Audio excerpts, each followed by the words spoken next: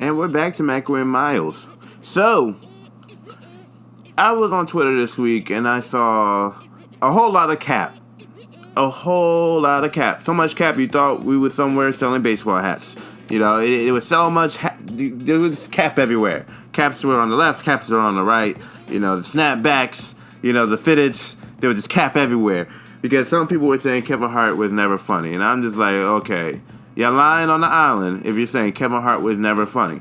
I am a Kevin Hart fan, so I may be biased here, but I found Kevin Hart funny since So Plain, since Scary Movie 3 days. You know what I mean? You know, when I was younger, I would write stories, and you know, like there weren't movies, but I always knew there would be movies, and I would literally cast people in these stories, and I remember casting Kevin Hart in this. In a few of the stories I had, so I know that I always seen Kevin Hart as the superstar that he is today. You know what I mean? I'm talking about like 2003. That's how far back I'm going. But I always thought Kevin Hart was funny. Kevin Hart's hilarious. That being said, his latest Netflix special, trash. You know, the last one before that, trash. You know, it's Kevin Hart. When it comes to his stand-up, I'm starting to notice a trend here. Like I enjoyed, you know, I'm a grown little man. You know, I enjoyed, you know, something funny. You know, all his earlier stuff I enjoyed. You know, but somewhere around, you know, Laugh Now, Cry Later, you know, I noticed there was a transition. Somewhere between Laugh in My Pain and Laugh Now, Cry Later, I noticed there was a transition going on. Kevin Hart Kevin Hart was still Kevin, but now he was becoming, you know, Hollywood superstar Kevin Hart. You know what I mean? So, a lot of stuff that I was finding relatable in his earlier stuff, I was no longer finding relatable. But the stuff was still funny. Like, granted, I never had kids, never been married. I never had, you know, anybody to bring me to Mekhi Phifer's house for a kid's birthday party, you know what I mean? So it wasn't like, you know, I know the life he lived, but something about those jokes were relatable. Compared to now, where his latest stand-up special, it felt like it was just an old rich guy complaining about things, you know what I mean? And I just wasn't entertained. You know, I chuckled here and there, a little laugh here and there, you know, but it was mostly when Kevin started doing the usual wailing and screaming, you know. Kevin does that well, you know, but I just wasn't that entertained with this latest one, you know what I mean? I enjoy Kevin Hart. I'm a big fan of Kevin Hart. He definitely was one of the, like, when I was younger, I wanted to be a comedian, looking at guys like Eddie Murphy and guys like I was about to say Dave Chappelle. Well, Dave's included in this too, but guys like Kevin Hart, you know, put the battery in my back when I read his memoir. You know, like I can't make this stuff up. You know, that put the battery in my back to want to even go back to doing stand-up comedy. But you know, I gotta be honest. That last stand-up special just didn't do it for me. You know, Zero Fucks Given is the name of it, and I have zero fucks to give for that special. Like, I was just not that entertained at all. And I was looking forward to it all day. Like, oh man, I'm gonna go home, I'm gonna roll up, I'm gonna watch this Kevin Hart special. And it just didn't do it for me. It didn't do it. Does that mean Kevin's not funny? No, Kevin is a funny guy. Will I continue to see his movies? Yes, I will. Do I think this latest special he did was funny? No. And, you know, that's just my opinion. So, this week we finally got the Freshest Prince reunion. We've been hearing about the Freshest Prince reunion for I want to say a month or two now. Now, you know, it's crazy thing. It was supposed to air on HBO Max on Friday night, I believe. Was it Friday night? I believe it was Friday night. But they decided to release it a night earlier. Oh no, maybe it was Wednesday. I'm sorry, it was supposed to come out on Thursday night, but they decided to air it earlier on Wednesday. And I was like, is this because of Verzuz? Like, did they know, some of these black folks aren't going to be too busy watching Verzuz to be watching this Fresh Prince reunion on that night? So they want to make sure they got the full focus. I don't know. But I definitely was one of the people that was excited because I was like, cool, now I ain't got to try to tune into both at the same night. You know, so I wasn't left out the next day where everybody was having conversations about it. And man, oh man, when I say that reunion, man, Will Smith pulled on his Instagram that he was sorry that he didn't, warn people to bring, tissues and, just be, he was sorry to not to prepare people for how emotional it is. And I gotta say, man, that was emotional. If you grew up on the show, if you're a fan of the show, there's no way you don't get a teary eye at one point of the series. This reunion was like, it's not a scripted reunion, it's not scripted. It's the cast coming together, and it feels like a family reunion. Reliving the memories of with family, and at moments, we paying tribute and homage to the family that we have lost, and then we reconnect with the family that we no longer keep in touch with, and then we heal through what was the disconnect of what happened to us before, and finally the family's coming back together and just finally accepting. It's like, all right, guys, we were able to get past the past. You know what I mean? Like, it felt good to see. The Banks family is our family. We grew up watching them before there was a social media, before there was smartphones to get distract us. When we had only one thing to do, when it was just like watch TV and pay attention, it was the Fresh Prince. So this week was the Verzuz between Gucci Mane and Jeezy. Now originally it was supposed to be Jeezy versus T.I. That was the original Verzuz that was promoted. But then the whole world stood up and was like, nah. If you want to do this, do it right. When it comes to Atlanta, it needs to be Jeezy versus Gucci Mane. And I didn't even know why it was that important. I did hear growing up some Gucci Mane tracks. I did hear Jeezy tracks. But I didn't know really the beef between the two. So I did some research, and then I found out that Jeezy sent somebody to go after Gucci Mane, and Gucci Mane killed that guy, and it's more than hip hop. This beef, you know what I mean?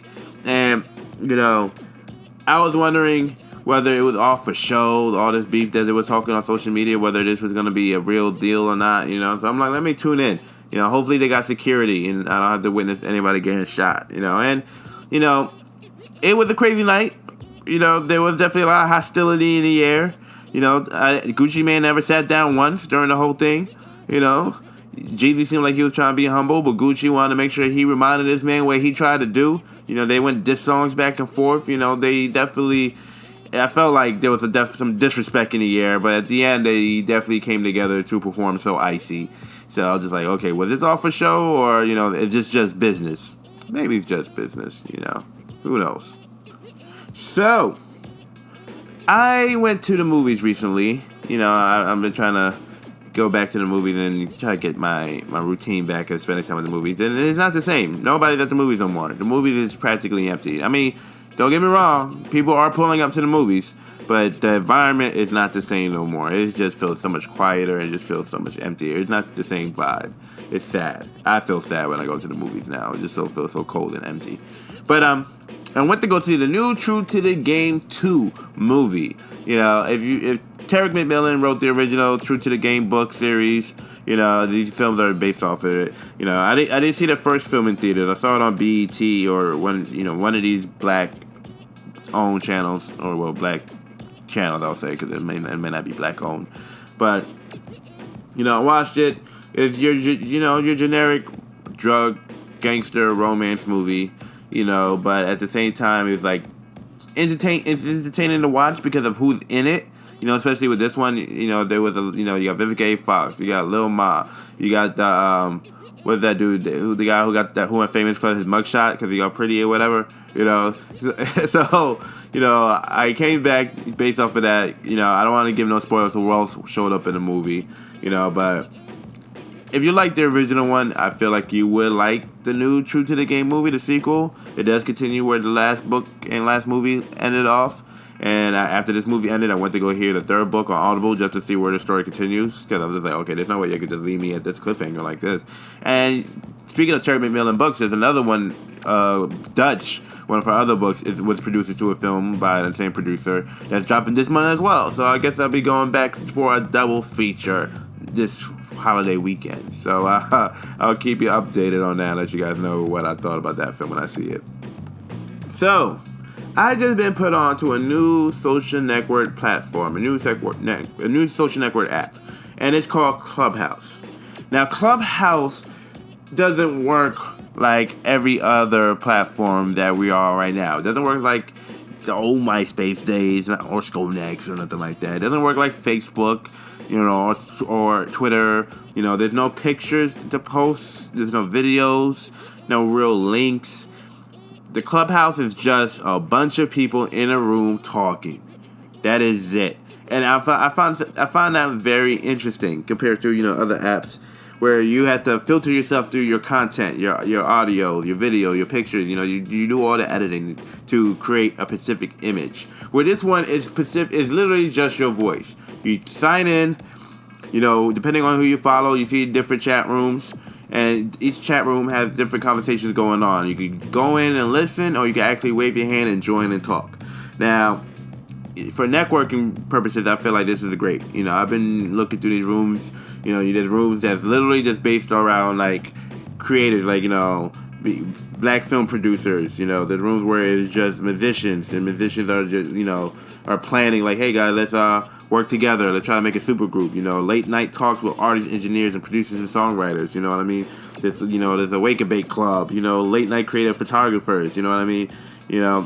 It's interesting. But then you got some other rooms that just I can tell you now it's different. The AO versus your rooms. The how to well, let's say the emoji for this is a tongue and an eggplant. It's Clubhouse After Dark.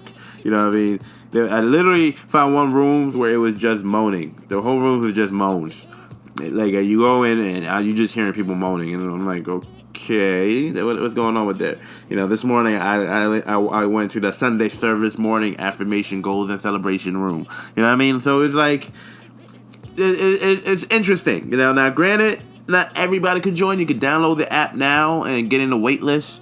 I was lucky and fortunate enough to have a friend that was able to invite me to the platform, after I joined the wait list.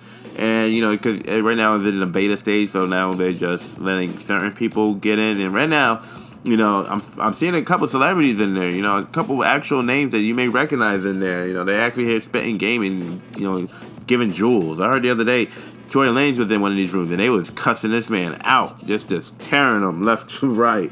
And he was in there like, I know, I'm sorry, I still love y'all. Like, whoa. But, it's interesting how this platform works and where it's going. I already see that Twitter is trying to mimic it and do something similar. That they already went ahead and grabbed Instagram stories and put it on their platform. It's crazy how, before Instagram, it was Snapchat. It was a Snapchat choice. It's just interesting how social media has grown and where it's going. It really is. And that was this episode of Mackin with Miles. I'll see you guys same time, same place next week. Much love, God bless, 2 pieces of chicken grease. I'll see you later.